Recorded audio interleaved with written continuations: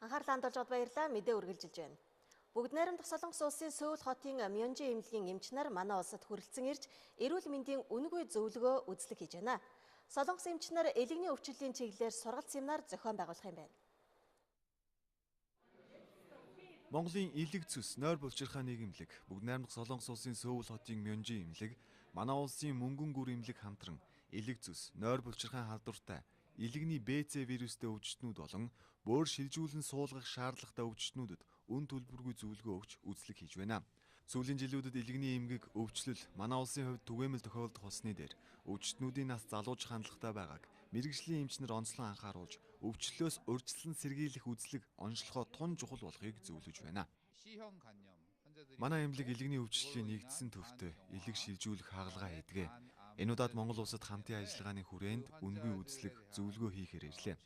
Өвчтнүүдийн дунд элэгний С вирустэй хүмүүс олон байна.